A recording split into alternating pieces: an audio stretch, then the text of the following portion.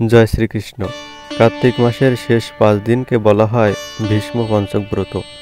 এই 5 দিন ভীষ্ম পিতামহ নিজে গঙ্গা তটে সরসজ্জায় শায়িত অবস্থায় শ্রীকৃষ্ণের দর্শন লাভ করেছিলেন, আর সেই সময় তিনি এই ব্রতের মাহাত্ম্য প্রকাশ করেছিলেন। এই ব্রত শুধু উপবাস নয়, এটি আত্মশুদ্ধি, ভক্তি ও শ্রীকৃষ্ণ প্রেমের অনন্য সাধনা। আজকের ভিডিওতে আমরা জানব বাড়িতে কিভাবে পালন করবেন ভীষ্ম পঞ্চক ব্রত, প্রতিদিনের করণীয় ও উপাসনা এবং এই ব্রতের অসীম ফলাফল। 1. ভীষ্ম পঞ্চক কী ও কেন পালন করবেন? ভীষ্ম পঞ্চক শুরু হয় কার্তিক শুক্লা একাদশী তিথি থেকে এবং শেষ হয় পূর্ণিমা তিথি পর্যন্ত।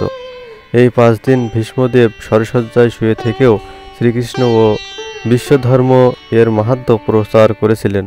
বলা হয়, যে ব্যক্তি এই 5 দিন ভক্তি ভরে ব্রত পালন করে সে ভীষ্মদেবের মতোই পরম জ্ঞান ও মোক্ষ লাভ করে। এছাড়াও এই ব্রত কার্তিক মাসের সর্বশেষ পর্ব হিসেবে বিশেষ পবিত্র ও ফলদায়ক। 2. ব্রতের শুরুর প্রস্তুতি। ব্রত শুরু করার আগে অর্থাৎ কার্তিক দশমীতে ঘর ভালোভাবে পরিষ্কার করুন। ভগবান দামোদরের শ্রীকৃষ্ণের একটি সুন্দর স্থান তৈরি করুন। তুলসী গাছের কাছে প্রদীপ সাজিয়ে রাখুন। মন শান্ত রেখে দামোদরাষ্টকম পাঠ করুন। সকালে স্নান করে প্রতিজ্ঞা করুন, আমি ভীষ্ম পঞ্চক ব্রত পালন করব শ্রীকৃষ্ণ ও ভীষ্মদেবের কৃপা লাভের জন্য। প্রতিদিনের করণীয়। প্রথম দিন একাদশী, ভক্তি সহকারে একাদশী উপবাস করুন। সারাদিনে অন্তত 108 বার ওং নমো ভাগবতে বাসুদেবায় জপ করুন। সন্ধ্যায় তুলসী তলায় ঘি প্রদীপ জ্বালান। দামোদরাষ্টকম ও ভীষ্ম স্তব পাঠ করুন। দ্বিতীয় দিন দ্বাদশী, সকালে গঙ্গা জল ও তুলসী জল মিশ্রিত স্নান করুন। শ্রীহরিকে ফল, মধু, দুধ দিয়ে ভোগ দিন। ভীষ্ম স্তব 11 বার পাঠ করুন। তৃতীয় দিন ত্রয়োদশী, ব্রহ্মচর্য পালন করুন। যতটা সম্ভব নিরামিষ, পবিত্র ও সাত্ত্বিক আহার করুন, যেমন দুধ, ফল, বাদাম, সাবুদানা।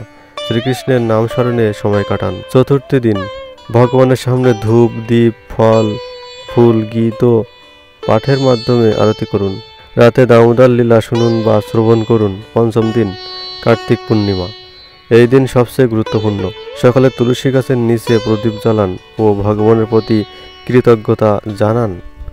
দান, ব্রাহ্মণ ভোজন বা গরিবদের প্রসাদ বিতরণ করলে অপরিমেয় ফল হয়।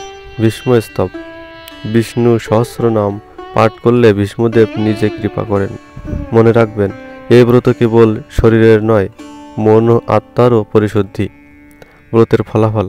শাস্ত্রে বলা হয়েছে, যে ব্যক্তি ভীষ্ম পঞ্চক ব্রত পালন করে সে সমস্ত পাপ থেকে মুক্তি লাভ করে এবং ভগবানের ধামে প্রবেশ করে। ভীষ্মদেব নিজে বলেছিলেন, এই 5 দিনে উপবাস ও ভক্তি করলে এক জীবনের সকল পাপ নষ্ট হয় এবং ভক্ত চিরশান্তি পায়। এমনকি যদি কেউ পূর্ণ উপবাস করতে না পারেন, তবুও যতটা সম্ভব ভক্তি সহকারে উপবাস ও পাঠ করলেই সেই ফল প্রাপ্ত হয়। বিশেষ নির্দেশ গৃহস্থদের জন্য। গৃহস্থ জীবনে এই ব্রত পালন মানে পরিবারের সকলের শান্তি কামনা করা, সংসারের কল্যাণে ভগবানের আশীর্বাদ চাওয়া। তাই ঘরে প্রতিদিন সন্ধ্যায় প্রদীপ জ্বালিয়ে ভগবান দামোদরকে প্রার্থনা করুন, হে ভগবান, আমাদের সংসারে প্রেম, শান্তি ও ভক্তি বজায় রাখো। ব্রত শেষ। পঞ্চম দিনের শেষে ভগবানের পূজা, দান ও প্রসাদ বিতরণ করুন। ভীষ্ম পিতামহের নাম স্মরণ করে প্রার্থনা করুন, হে ভীষ্মদেব, তুমি যেভাবে শ্রীকৃষ্ণে একাগ্রচিত্তে হয়ে জীবন উৎসর্গ করেছিলে, আমিও যেন ভগবানের সেবায় অটল থাকতে পারি। শুধু ভক্তবৃন্দ, এই ভীষ্ম পঞ্চক ব্রত শুধু নিয়ম নয়, এটি ভক্তির সোপান। এটি পালন করলে আত্মা শান্ত হয়, সংসারে শুভ ফল আসে এবং জীবনে স্থায়ী ভক্তি প্রতিষ্ঠিত হয়। জয় শ্রী ভীষ্মদেব, জয় শ্রী দামোদর, জয় শ্রীকৃষ্ণ।